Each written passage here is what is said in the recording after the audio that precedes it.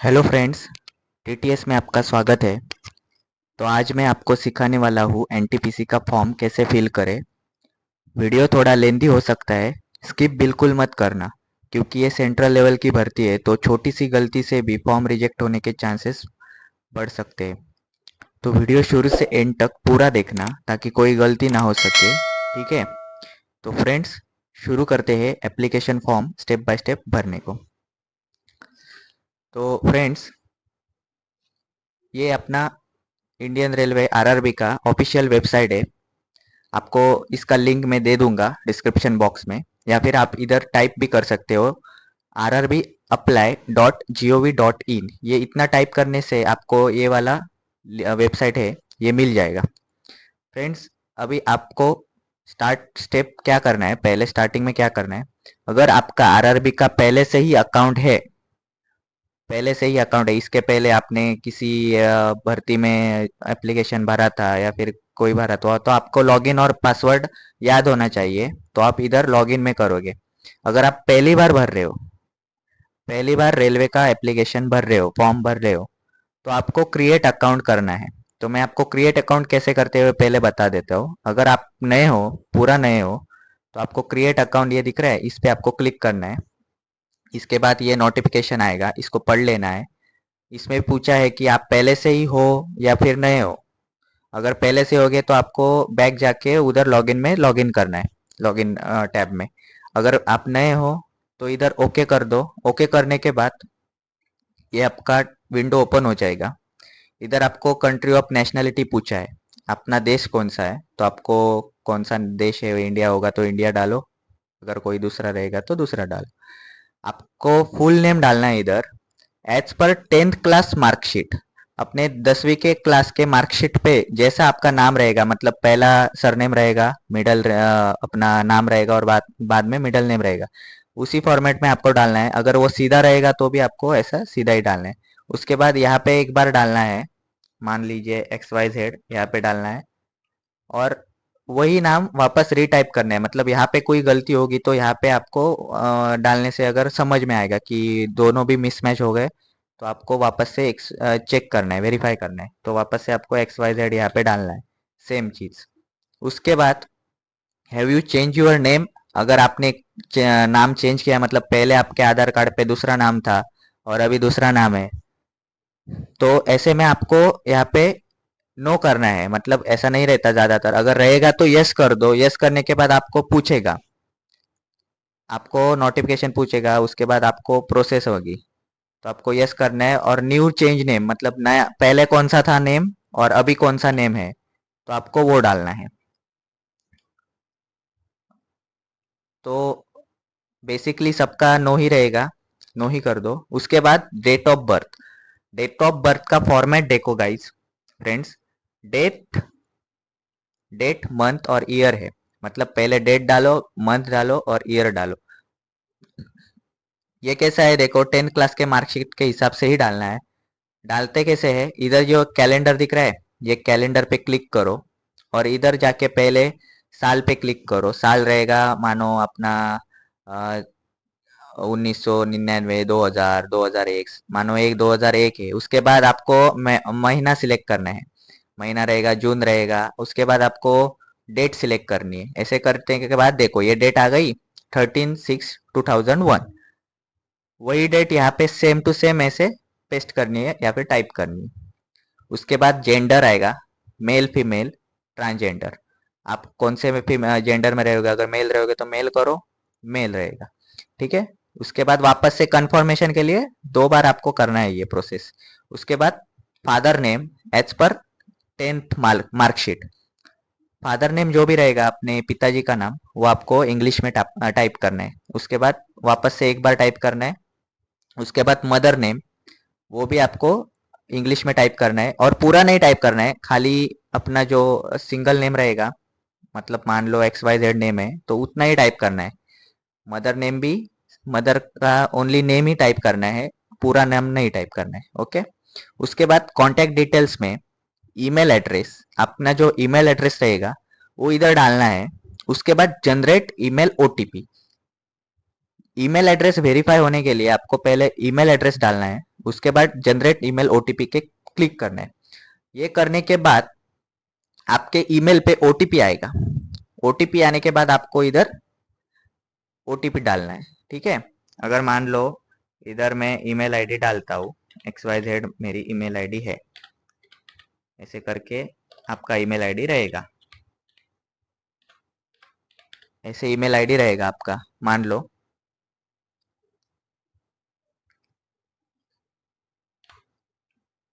उसके बाद आप जनरेट ईमेल ओटीपी करोगे तो इधर ओटीपी आएगा मेल आईडी पे। अपने मोबाइल पे चेक करना है, जीमेल खोलना है, उधर ओटीपी आएगा।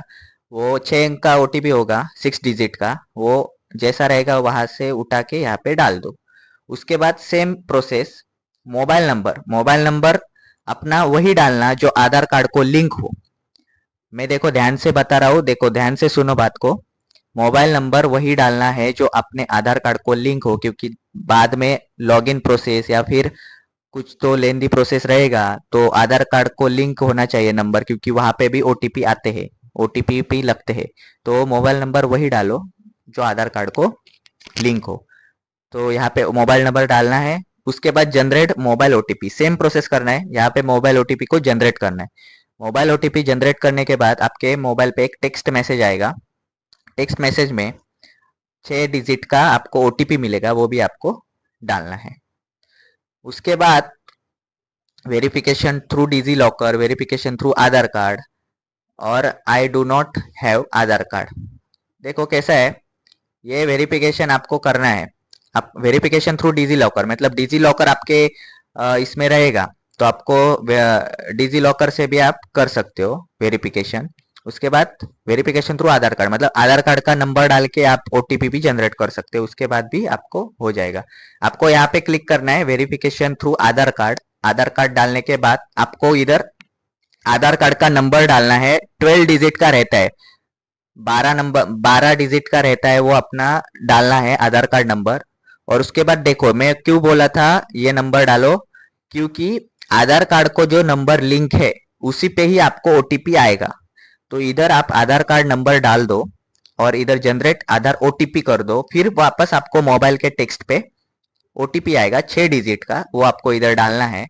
और इधर डिक्लेरेशन लिखा है, मतलब ये क्या लिखा है, I am confirm that I am 18 years old और ओल्डर, मतलब मैं 18 साल, मेरा 18 साल कंप्लीट है और 18 साल के ऊपर मैं हूँ। तो आपको ये डिक्लेरेशन पे टिक मार्क करना है। और इधर आपको पासवर्ड रखना है, पासवर्ड रखना है। और ये पढ़ लो कैसा है, password should be combination of capital letter, small letter, special character और नंबर। अभी मैं आपको समझाता हूँ पासवर्ड कैसा रखना है। पासवर्ड रखते समय आपको एक स्पेशल कैरेक्टर लेना है, मतलब मान लो आपने @ ले लिया या फिर हैशटैग ले लिया। हैशटैग रखने के बाद आपका नाम डालो, नाम का पहला अक्षर कैपिटल डालो या फिर बीच वाला अक्षर, मतलब पूरा नाम है वो स्मॉल नहीं रहना चाहिए। कैरेक्टर्स जो आप लिखोगे उसमें एक अक्षर आपका कैपिटल होना चाहिए। और कुछ तो नंबर डालो, 1 2 3 4, 18 डालो, 12 डालो, ऐसा आपको पासवर्ड छोटा सा ही रखना है ताकि आपको बाद में याद आ जाए लॉगिन के टाइम पे। यहाँ पे पासवर्ड डालना है आपको। एक स्पेशल कैरेक्टर मतलब कोई भी रहता है, हैशटैग रहता है, एरो रहता है, डैश रहता है, वो डालो। और वहां पे मतलब नाम डालो, नाम का कौन सा भी एक अक्षर अपना कैपिटल डालो, कैपिटल मतलब बड़ा लेटर और बाकी का स्मॉल लेटर। ओके, तो छोटे अक्षर और एक बड़ा अक्षर डालो और नंबर कौन सा तो डालो, पूरा जॉइंट में डालो, स्पेस भी स्पेस या फिर कुछ भी मत दे दो। ये डालने के बाद आपको इधर कंफर्म पासवर्ड करना है और इधर कैप्चा मांग रहा है, I am not a robot करके आपको इधर वेरीफाई करना है।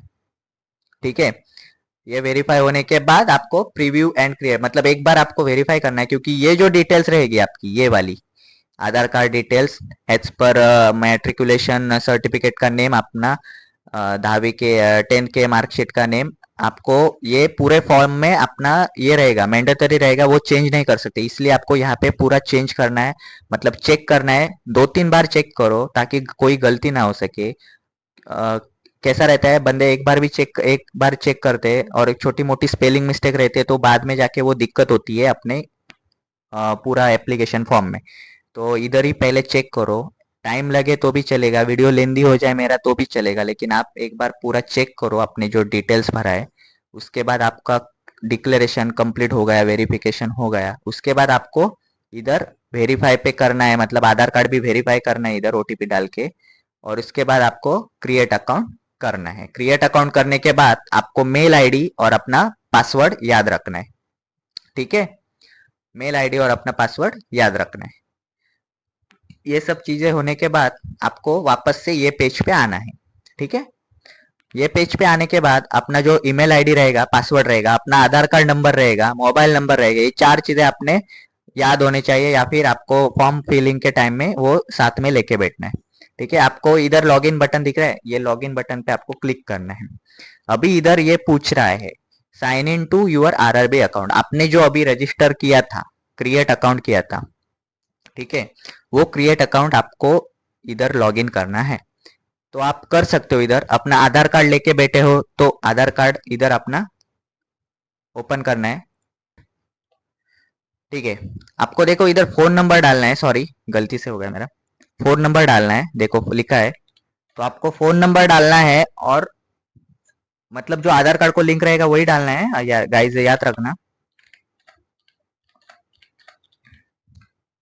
और जनरेट आधार ओटीपी, इस पे क्लिक करना है। फिर आपके आधार कार्ड से मोबाइल नंबर लिंक होता है तो वहां पे आपको ओटीपी आएगा, तो अपना मोबाइल भी साथ लेके बैठना है आपको।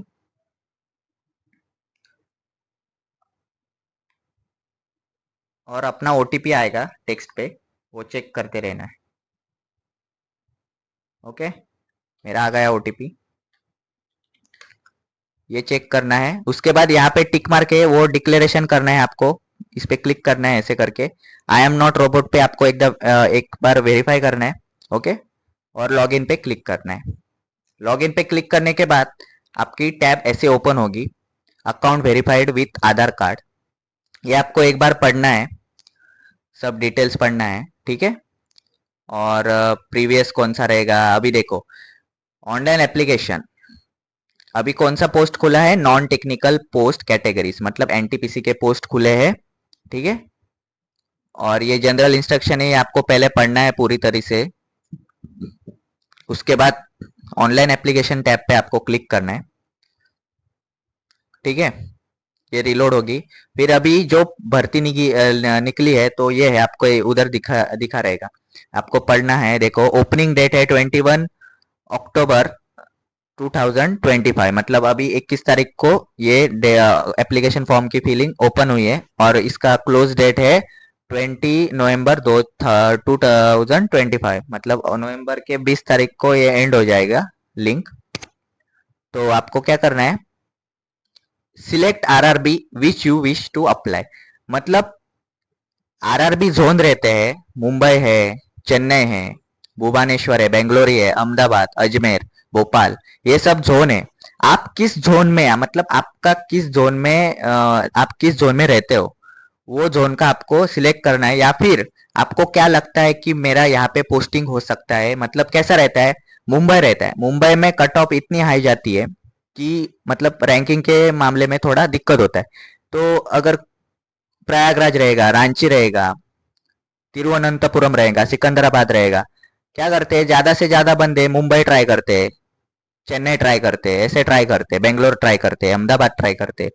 तो क्या करना है, आपके हिसाब से आपको ये जोन सिलेक्ट करना है। एक बार आपने ये जोन सिलेक्ट कर दिया तो जो एग्जाम रहेगा CBT 1, मतलब एग्जाम रहेगा, ये आपका उस जोन में ही लगेगा। मतलब कोलकाता सिलेक्ट किया और आप मुंबई में रहते हो तो आपको कोलकाता जाना पड़ेगा एग्जाम देने के लिए, तो ये बात ध्यान में रखो।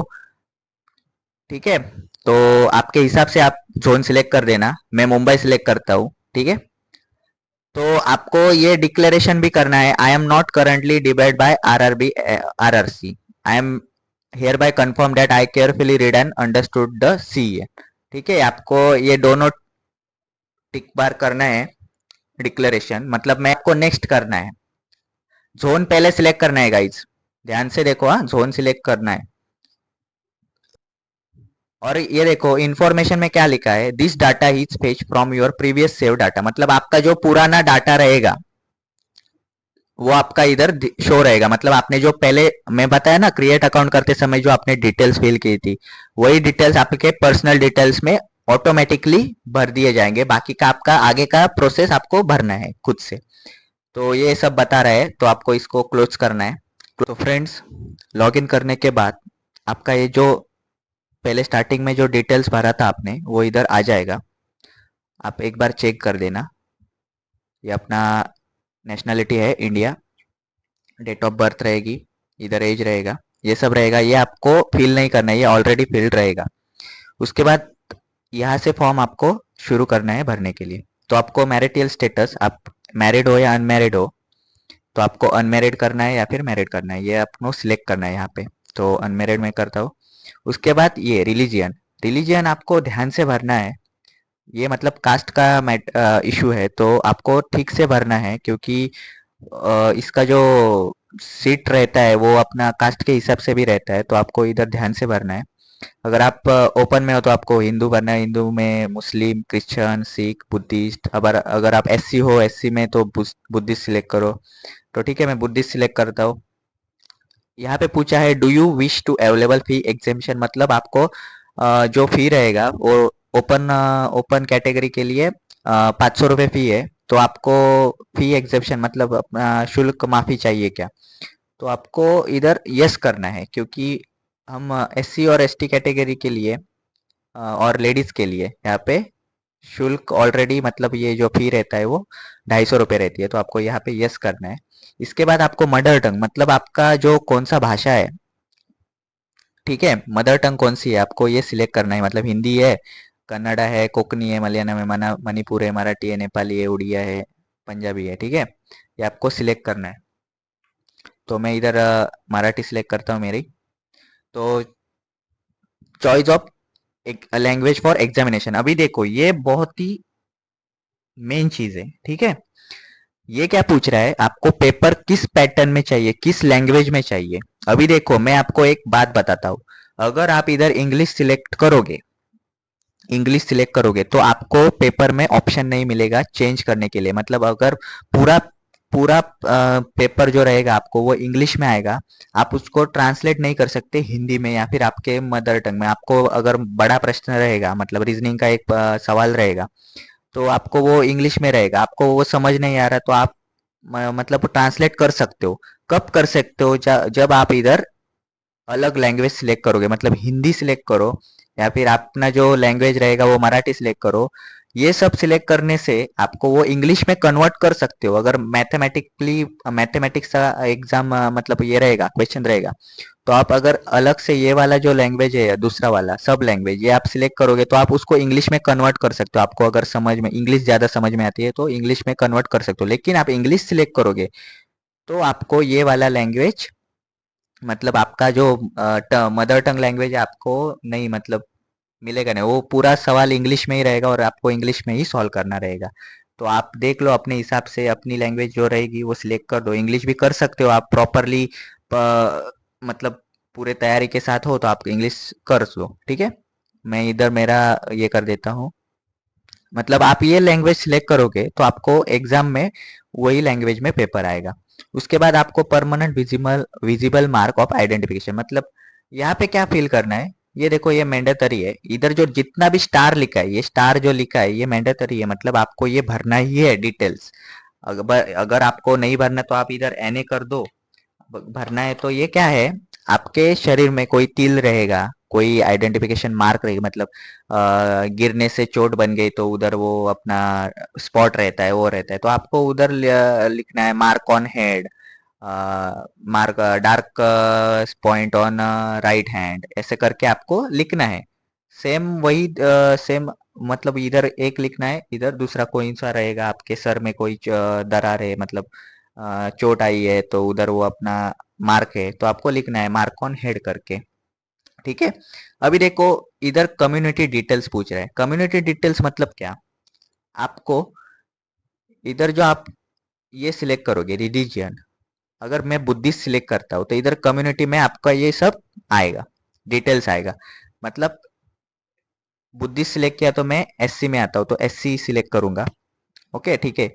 आप उधर हिंदू लिखोगे, अगर मान लो आप हिंदू लिख रहे हो, तो हिंदी में आपको अनरिजर्व लिखना है, अनरिजर्व, ओबीसी, ईडब्ल्यूएस ये सब लिखना है। फिर हिंदू लिखोगे तो ये सब नहीं आता।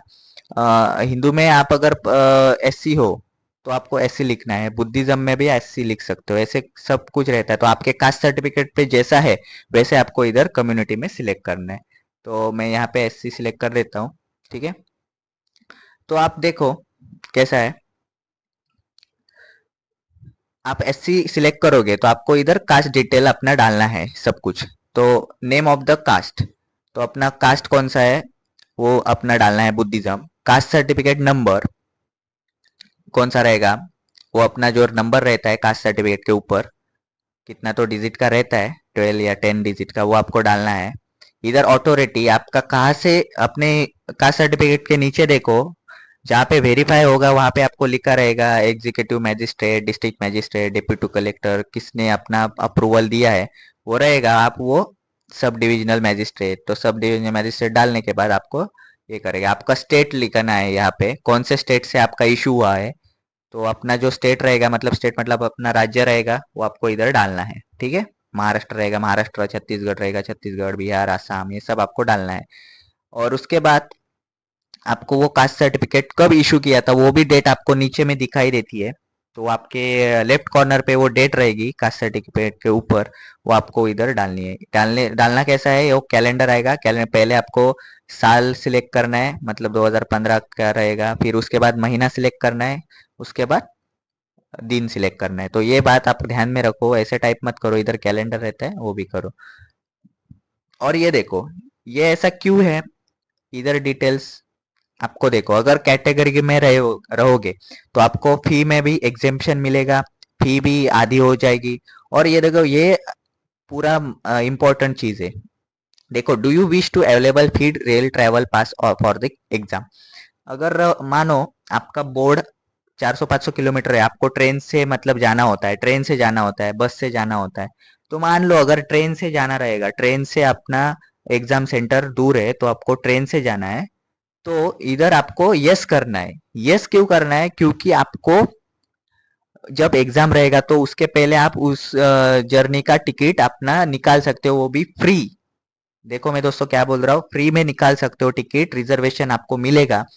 तो आपको वो जाके अपने स्टेशन पे पास वाला रिजर्वेशन काउंटर का जो स्टेशन रहेगा वहां पे जाने के बाद आपको वो डिटेल्स फॉर्म फिल भरना है और अपना एप्लीकेशन फॉर्म देना है, तो आपको वो टिकट निकाल के दे देंगे उधर एग्जाम सेंटर का। तो आपको इधर यस करना है।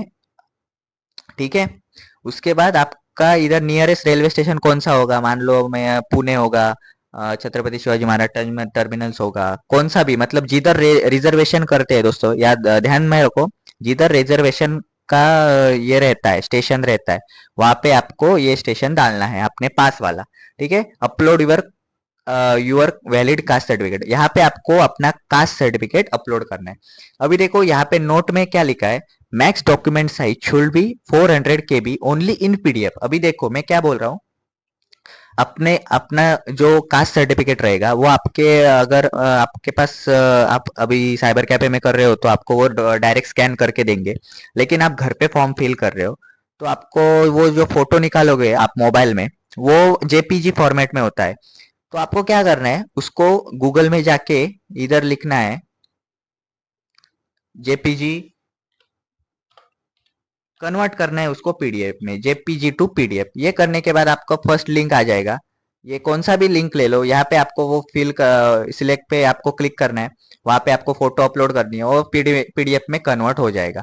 और पीडीएफ में कन्वर्ट होने के बाद वो उसका जो फाइल साइज रहेगा वो 400 KB के ऊपर नहीं होना चाहिए, 400 KB या फिर 400 KB के नीचे ही आपकी पीडीएफ फाइल होनी चाहिए, तो ही आपके इधर वो अपलोड हो जाएगी। ठीक है, तो आपको वो 400 KB कैसे करना है, अगर फाइल आपकी बन गई 500 KB की, बन गई 700 KB, तो वहां पे आपको गूगल पे में जाना है और लिखना है 400 KB कॉम्प्राइज पीडीएफ फाइल, ऐसा लिखना है कॉम्प्रेस पीडीएफ फाइल। तो आपको वो पहली दूसरी लिंक लिखे आएगी, तो वहां पे जाके आपको वो पीडीएफ फाइल अपनी अपलोड करनी है, फिर वो पीडीएफ फाइल कॉम्प्रेस होके आपको 400 KB की मिल जाएगी। वो डाउनलोड करने के बाद आप इधर अपलोड कर दो। ठीक है, फोटो क्लियर निकालना, अच्छा मोबाइल लो, अगर आपके पास मोबाइल अच्छा नहीं तो किसी का अच्छा रहेगा मोबाइल किसी का, तो उससे फोटो निकालो, क्योंकि वो क्लियर डॉक्यूमेंट दिखने चाहिए, आपका नेम आपकी कास्ट वो पूरा डिटेल्स दिखना चाहिए। ठीक है, ये हो गया इंपॉर्टेंट डिटेल्स। ये इंपॉर्टेंट डिटेल्स है आपके फी एग्जेम्पशन में, आपको पास मिलेगा रिजर्वेशन टिकट मिलेगा एग्जाम के लिए, अगर आपका रूट रहेगा ट्रेन से जाने वाला तो। ठीक है, तो ये चीज ध्यान में रखना, ये चीज वापस एक दो बार आपको पूरा देख लेना है। ठीक है, उसके बाद परमानेंट अपना पोस्टल एड्रेस डिटेल है वो अपना डालना है इधर, प्रेजेंट एड्रेस में अभी कहाँ रहते हो, और परमानेंट कौन सा है, परमानेंट रहता है अपने आधार कार्ड पे, तो आपको आधार कार्ड पे ये डालना है। और प्रेजेंट कहाँ पे रहते हो, मतलब अभी कौन कहाँ रहते हो, तो आपको वो डालना है। ठीक है, आपका अगर रहेगा मतलब प्रेजेंट का ही परमानेंट है तो आपको इधर टिक करना है। टिक करने के बाद आपका यहाँ पे जो फिल किया है एड्रेस, वो यहाँ पे भी अपना लॉक हो जाएगा, मतलब यहाँ पे चेंज करने की जरूरत नहीं। वो करने के बाद आपको सेव करना है, डिटेल सेव करना है। ठीक है, अभी मैं पूरा भरा नहीं फॉर्म, तो इधर सेव करना है। ठीक है, उसके बाद आपको नेक्स्ट करना है। ठीक है, मैं आगे नहीं जा पा रहा हूँ तो मैं आपको इधर फिल करके दिखाता हूँ कुछ तो। ठीक है, और देखो गाइस, आप जब पीडीएफ अपलोड करोगे तो आपको इधर ब्राउज पे करना है, और आपका जो जहां भी रहेगा फाइल, तो वहां पे जाके आपको वो सिलेक्ट करना है फाइल, और इधर सेव करना है। फिर आपका इधर वो अपलोड हो जाएगा, डॉक्यूमेंट अपलोड सक्सेसफुली, ये चीज आ जाएगी। ठीक है, उसके बाद यहाँ पे आपको ये सब डिटेल्स भरने के बाद, ठीक है, मैं यहाँ पे सेव कर देता हूँ। ठीक है guys, personal detail save successfully, ये करने के बाद आपको नेक्स्ट पे क्लिक करना है। ठीक है, पर्सनल डिटेल्स आपकी सेव हो चुकी है, आपको दो तीन बार वेरीफाई करने के बाद ही सेव करना है। ठीक है, वो चेंज कर सकते हो आप, लेकिन एक बार आपको करना है, दो तीन बार तो करना ही है। तो उसके बाद आपका जो आएगा एक्स सर्विसमैन डिटेल्स। ठीक है, तो एक्स सर्विसमैन यानी क्या होता है, आप पिछले मतलब साल में क्या सर्विसमैन थे, मतलब गवर्नमेंट के अथॉरिटी का कोई जॉब कर रहे थे, गवर्नमेंट जॉब कर रहे थे, तो आपको इधर यस करना है, नो करना है, आपके हिसाब से करना है आपको। ठीक है, उसके बाद आपको कोई डिसेबिलिटी थी, मतलब आप हैंडीकैप हो, अभी हो हैंडीकैप। ठीक है, तो हैंडीकैप हो तो आपको यस करना है, अगर नहीं हो तो आपको नो करना है। ठीक है, तो स्क्राइब डिटेल्स क्या होता है, देखो, is your writing ability affected in term of para 11.7.2 of CEN 06/2025, मतलब क्या है कि आप लिख नहीं सकते, आप मतलब आपको कोई हेल्पर की चाहिए, मतलब स्क्राइब मतलब क्या रहता है, आप एग्जाम में आपको कोई मतलब कैसे आपको मदद चाहिए, या फिर ये रहता है, मतलब आप डिसेबल हो, डिसेबल आप हैंडीकैप हो, तो हैंडीकैप हो तो आपको यस करना है, अगर हैंडीकैप नहीं हो तो आपको नो करना है। वो यस करने के बाद आपको वो लेटर वेटर सब लेना पड़ता है। ठीक है, तो बहुत सारी प्रोसेस होती है, तो आपको वो हेल्प करते हैं गवर्नमेंट। तो आपको इधर नहीं हो हैंडीकैप तो नो करना है। ठीक है, अभी ये देखो क्या पूछ रहा है, economical backward class EBC details, अगर आप ईबीसी में आते हो, ठीक है, ओपन रहते हो, ईबीसी में आते हो, तो आपको यस करना है, अगर नहीं आता तो डायरेक्ट नो करोगे तो भी चलेगा।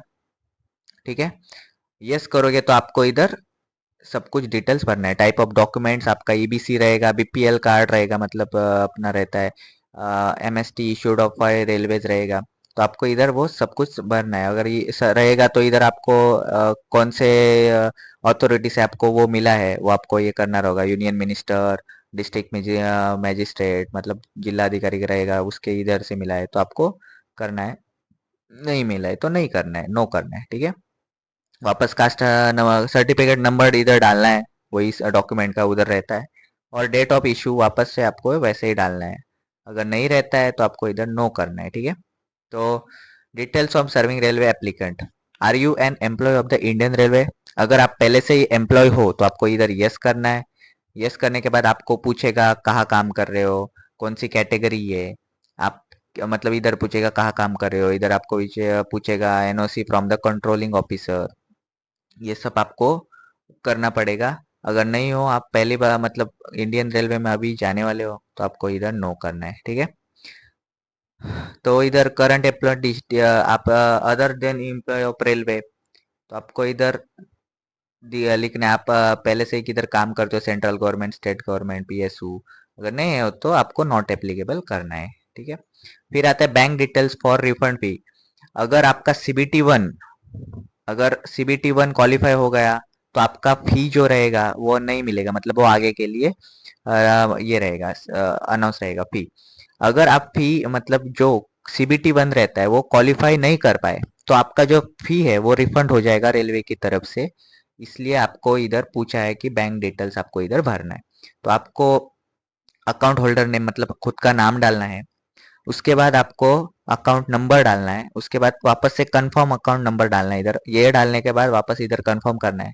उसके बाद आपका जो आईएफसी कोड रहेगा, अपना बैंक पासबुक लेके बैठना है, उधर लेके आपको आईएफसी कोड रहेगा तो वो डालना है। आपका बैंक नेम डायरेक्ट आ जाएगा इधर। कंफर्म करने के बाद बैंक नेम आ जाएगा। और इधर आपको बैंक कहाँ पे है वो एड्रेस डालना है। उसके बाद आपको सेव करना है। सेव करने के बाद नेक्स्ट करना है। हर प्रोसेस के बाद सेव करना है दोस्तों। सेव कर दो, नहीं तो वो प्रोसेस सेव नहीं हो जाएगी। सेव करने के बाद ही नेक्स्ट का ऑप्शन आता है। तो इधर आता है एजुकेशनल क्वालिफिकेशन, ठीक है। तो आप पहले से ही फॉर्म भर रहे हो तो आपको 10th का भी भरना पड़ेगा डिटेल्स। अभी कैसा है, मेट्रिकुलेशन कंपलसरी है, 10th कंपलसरी है।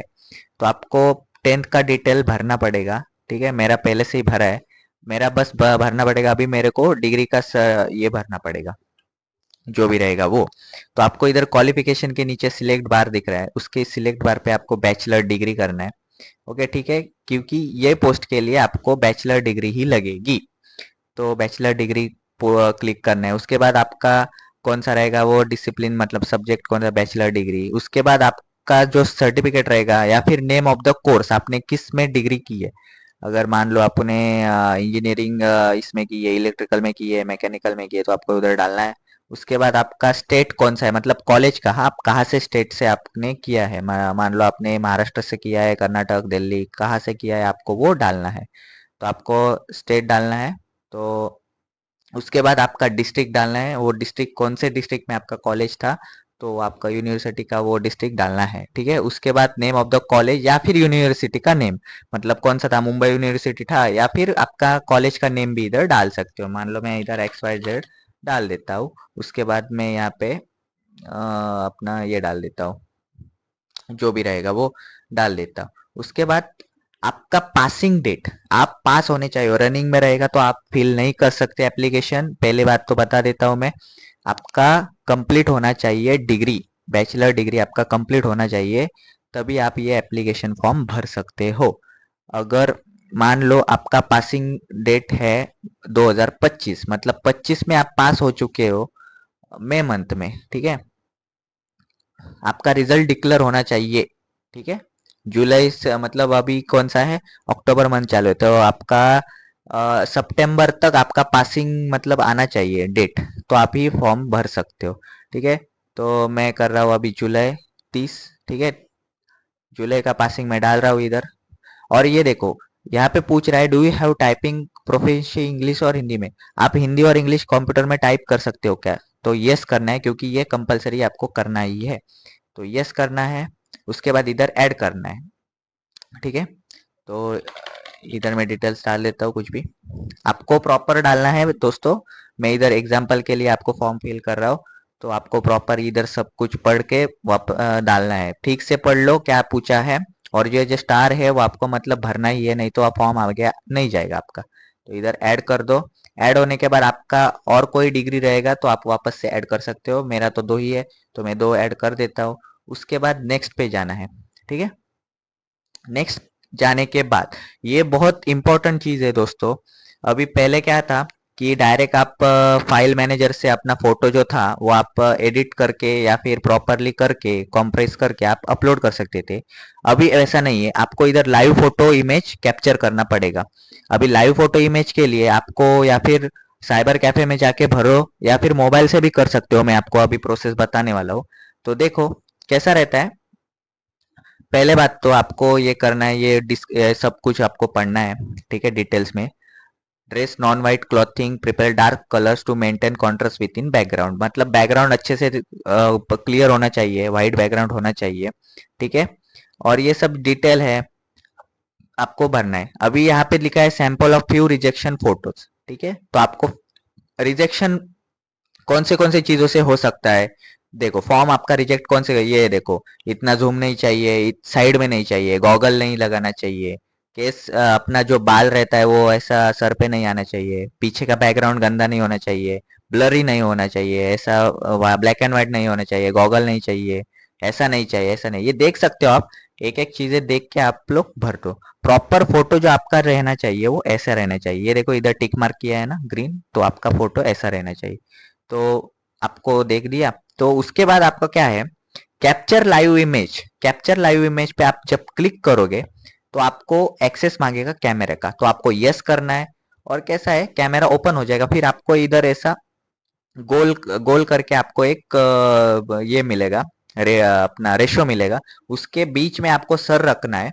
ठीक है, सर रखने के बाद आपको जो अपना आंख है, आंखें है अपने, तो एक बार दो बार झपकाने हैं आपको आंखें। तो क्या होगा, वो उधर पूछा रहेगा कि आंखें एक बार ये करो, क्लोज करके वापस ओपन करो, मतलब वो रेडी है। तो आपको वो करना है, आंखें बंद करके एक बार चालू करना है, तो वो काउंटिंग शुरू हो जाएगी, 3 2 1। 1 बोलने के बाद आपको प्रॉपरली फोटो आपका क्लिक हो जाएगा। क्लिक हो जाएगा तो आपका इधर वो दिखने लगेगा, शो होने लगेगा। अगर वो नहीं होता तो आपका इधर शो नहीं होगा, आपको प्रॉपर फोटो अपलोड करना है। अगर वो फोटो क्लिक नहीं हुआ तो आपको इधर शो नहीं करेगा, अगर वो हो चुका है प्रॉपरली क्लिक तो ही आपको इधर शो करेगा।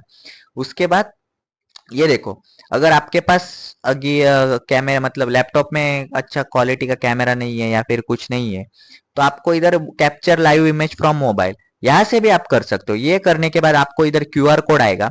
क्यूआर कोड को क्या करना है, अपना मोबाइल लेना है, गूगल का जो अपना गूगल का ये रहता है, अपना टैब रहता है, उसके ऊपर एक कैमरा का सिंबल रहता है, वो कैमरा का सिंबल ओपन करना है, वो क्यूआर कोड स्कैन करना है। क्यूआर कोड स्कैन करने के बाद आपको लिंक आ जाएगी, यही लिंक आ जाएगी, आरआरबी की लिंक आ जाएगी। वहां पे जाके आपको सेम लॉगिन करना है। लॉगिन कैसे करोगे, उधर आधार कार्ड का डिटेल्स मतलब मोबाइल नंबर डाल के आप उधर ओटीपी जनरेट कर सकते हो और ओटीपी डाल के आपका लॉगिन हो जाएगा। लॉगिन होने के बाद आपको क्या करना है, मोबाइल लेके जाना है, ऐसे वॉल के पास रहना है, बैकग्राउंड व्हाइट होना चाहिए, प्रॉपरली बाल बिल एकदम सेट कर लो, फोटो एकदम क्लियर आनी चाहिए, मोबाइल में क्लिक होना चाहिए प्रॉपरली, बाल सीधा करो, और वो कैमरा में दो बार मतलब आंखें ऐसे ब्लिंक करो। ब्लिंक करने के बाद आपका काउंटिंग शुरू हो जाएगा, वहां पे भी सेम प्रोसेस है और फोटो अच्छे से निकल आएगा। वो फोटो निकल आने के बाद आपको उधर सेव करना है। सेव करना है, सेव करने के बाद 100% आपका फोटो अपलोड हो जाएगा। इधर आने के बाद वो टैब जो अपना ओपन रहेगा क्यूआर कोड का, वो क्लोज करना है। क्लोज करने के बाद आपका इधर फोटो दिखने लगेगा, शो होने लगेगा। ठीक है, ऐसा शो होना चाहिए, यहाँ पे शो होगा तो ही आपका फोटो अपलोड हो चुका है। अगर नहीं शो हो रहा है तो आपका फोटो अपलोड नहीं हो गया। ठीक है, तो उसके बाद नीचे क्या है देखो, एप्लीकेंट सिग्नेचर। यहाँ पे आपको सिग्नेचर ये करना है, अपलोड करना है। सिग्नेचर कैसे अपलोड करोगे, एक व्हाइट पेपर लो, उस पे पेन से अपना सिग्नेचर करो। सिग्नेचर करने के बाद मोबाइल से फोटो खींचो। फोटो खींचने के बाद ये रेशो में आपका सिग्नेचर कन्वर्ट करो, 140px इंटू 60px, या आप गूगल पे भी कर सकते हो। उसमें कन्वर्ट करो इमेज अपना। और क्या है, इधर आके आने के बाद आपको इधर ब्राउज में जाना है, मतलब ब्राउज में अपना फाइल मैनेजर में जाना है और वहां से सिलेक्ट करो। सिलेक्ट करने के बाद उधर आपका इमेज आएगा और उधर अंदर एक छोटा सा टैब आएगा वापस से, उसको आपके इमेज को प्रॉपरली एडजस्ट करना है। इमेज को प्रॉपरली एडजस्ट करना है। ठीक है, फिर यहाँ पे आने के बाद वो दिखने लगेगा यहाँ पे। उसके बाद आपको क्या करना है, यहाँ पे टिक मार्क है, ये आपको करना है टिक मार्क, ये टिक मार्क कर दो। उसके बाद इधर सेव कर दो। सेव करने का ऐसा आएगा, मतलब आपका कंप्लीटली हो चुका है signature with photo.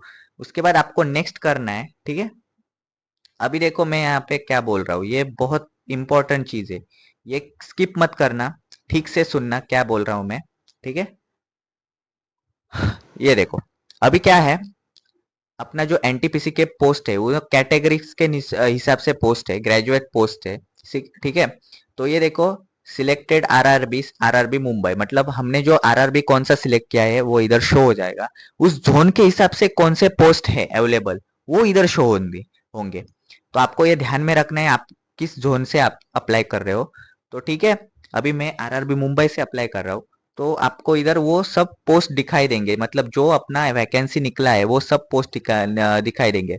South central railway का station master, south central railway का chief commercial cum ticket supervisor, western railway का chief commercial supervisor, western railway का goods train manager, central railway का गुड्स ट्रेन मैनेजर, ये सब आप post देख लो एक बार। आपको क्या करना है, एक पे डिपेंड नहीं रहना है, आपको सारे पोस्ट आपको अप्लाई करने हैं, ऐसे ऐसे ये प्लस आइकॉन दिख रहा है, आप ऐसे प्लस आइकॉन के क्लिक कर दो। अगर आपको कौन सा पोस्ट नहीं चाहिए तो आप इधर से अनटिक भी कर सकते हो। ये क्रॉस पे आपको क्लिक, मतलब आपको सेंट्रल रेलवे में स्टेशन मास्टर नहीं चाहिए तो आप इधर से क्रॉस कर सकते हो, अगर चाहिए तो आपको प्लस कर सकते हो। मैं बोलना चाहूंगा कि सारे ही क्लिक कर दो, कोई दिक्कत नहीं है। आपको इंडियन रेलवे में लगना है, ये अपना जो रहता है ये कोशिश रहता है। तो कौन सा जोन है वो देखो मत, ये एससीआर है, western railway, south central railway, central railway, western railway, सब ये जोन है। अब ये सारे पोस्ट है, तो कोई टेंशन नहीं, ये सारे पोस्ट में आप कहीं पे भी लग जाओ आपका अच्छा ही होगा, ठीक है। उसके बाद यहाँ पे सिलेक्ट करने के बाद आपको इधर डिक्लेरेशन वापस से दिखाई देगा, I have accept and check my order post preference of the post, I am interested to apply, ठीक है। तो आपको जो ये है जो अपना पोस्ट है, तो आपको ये सब कुछ अप्लाई करने के बाद इधर डिक्लेयर करना है। डिक्लेयर करने के बाद आपको इधर वापस से डिक्लेरेशन है, और ये प्लेस पूछ रहे हैं, मतलब आप फॉर्म किधर से भर रहे हो। तो आपको इधर जहाँ पे भी आप रहते हो वहाँ का डाल दो, मतलब मैं डाल रहा हूँ ऐसे, कुछ भी डाल रहा हूँ, आप डाल दो प्रॉपर। और देखो आपका जब फोटो, सिग्नेचर का फोटो जो रहेगा, सिग्नेचर का वो प्रॉपरली अपलोड हो गया है, तो अपलोड होने के बाद ही इधर वो दिखाई देगा। अगर नहीं अपलोड हुआ है अच्छे से तो इधर वो एरो दिखाएगा और आपको फॉर्म आपका आगे नहीं जाएगा, ठीक है। ये अपना डेट रहेगा, फॉर्म कब भर रहे हो आप वो रहेगा। अगर मान लो आपको पीछे जाना है तो आप प्रीवियस में जाके आप वापस से वो सब प्रोसेस देख सकते हो, आपका कुछ ये नहीं हुआ तो ठीक है। उसके बाद ये सेव कर दो।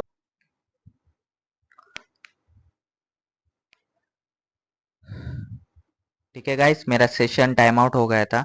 तो देखो यहाँ पे टिक कर दो, अगर आपका सिग्नेचर अपलोड रहेगा तो ही यहाँ पे शो हो जाएगा। यहाँ पे प्लेस नेम डाल दो, कुछ भी रहेगा वो प्लेस नेम डाल दो, या डिक्लेरेशन सब कुछ है वो टिक कर दो। अभी देखो गाइस, आपको एप्लीकेशन अपना देखना है, मतलब आपको पढ़ना है क्या है। तो ये देखो प्रीव्यू प्रीव्यू एप्लीकेशन करके है, पहले आपको सेव करना है।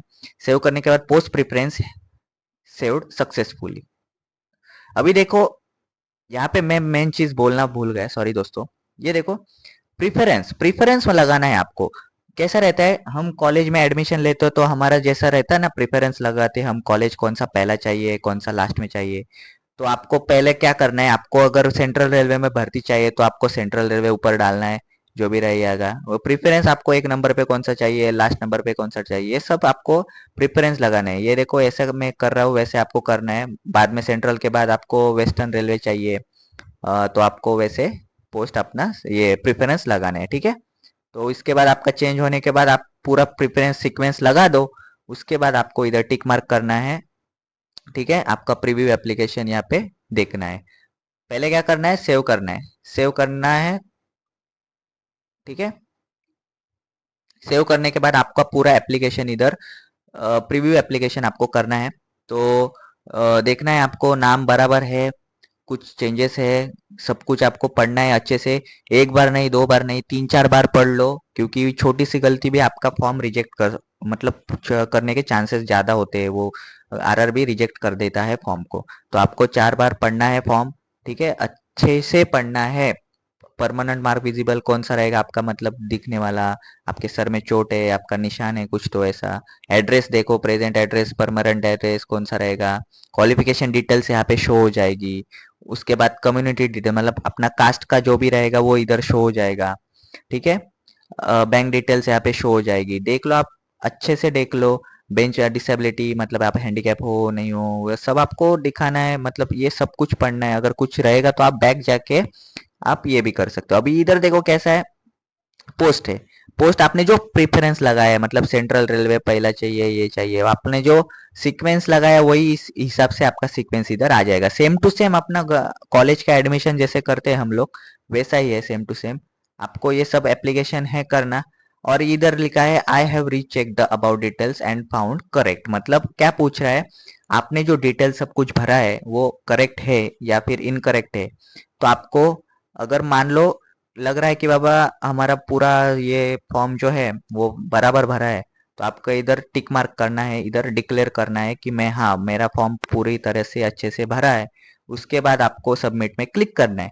लेकिन सबमिट होने के बाद आपका फॉर्म चेंज नहीं हो पाएगा। तो दोस्तों पहले ठीक से पढ़ने के बाद आपको एडिट करना है, तो आप पीछे जा सकते हो यहाँ से। एडिट के बाद आप जितना भी पीछे जा सकते हो आप जा सकते हो, यहाँ जा सकते हो, एजुकेशनल पे जा सकते हो, अदर डिटेल्स पे जा सकते हो, एजुकेशन में रहेगा, अपलोड प्रोफाइल पे जा सकते हो। ठीक है, पहले नहीं जा सकते, सबमिट होने के बाद आप नहीं जा सकते। तो आपको क्या करना है, प्रीव्यू करना है एप्लीकेशन फॉर्म। ठीक है, प्रीव्यू करने के बाद आपका इधर फोटो अच्छे से दिखना चाहिए। ये सब चीजें आप ध्यान में रखो दोस्तों, छोटी सी गलती भी बहुत बड़ी दिक्कत दे सकती है। उसके बाद आपको इधर क्लिक करना है, उसके बाद आपको इधर सबमिट पे क्लिक करना है। सबमिट करने के बाद आपका अगला प्रोसेस होगा पेमेंट का। तो आप पेमेंट पे क्लिक करो। ठीक है, पेमेंट पे क्लिक करो, आपका जो भी फी रहेगा वो पूरा भर दो। अगर ओपन में रहोगे तो 500 रुपये भरना पड़ेगा, और कैटेगरी में होगे तो 250 रुपये भरना पड़ेगा, अगर लेडीज हो तो 250 रुपये भरना पड़ेगा। तो ठीक है, तो एप्लीकेशन फॉर्म अपना ऐसा दिखेगा। इसको आप पीडीएफ में सेव कर दो, ये आगे लगने वाला है तो अच्छे से आपका सेव होना चाहिए, डिलीट मत करो। वापस से मिलेगा लेकिन आपके इधर रहेगा मोबाइल में तो अच्छा है। ठीक है, आईडी पासवर्ड भी ध्यान में रखो, क्योंकि हर बार अपना देखना पड़ता है कि हमारा फॉर्म अप्रूव हुआ ये नहीं हुआ है। ठीक है, तो ये भरना है आपको 20 नवंबर तक। उसके पहले आपको फॉर्म भरना है, क्योंकि लास्ट लास्ट में भरोगे तो लोड ज़्यादा रहता है सर्वर पे, या फिर वेबसाइट पे आपका जो रहेगा वो लोड ज़्यादा रहता है। तो आपके उसके पहले ही भरना है, अच्छे से भरो। अगर आपको मतलब भरने में दिक्कत हो रही है तो साइबर कैफे जाओ, वहाँ पे आपको अच्छे से भर के देंगे वो फॉर्म। ठीक है, आप भर सकते हो, आप कैपेबल हो तो आप खुद से भरो, अगर नहीं समझ में आ रहा है तो साइबर कैफे में भरो।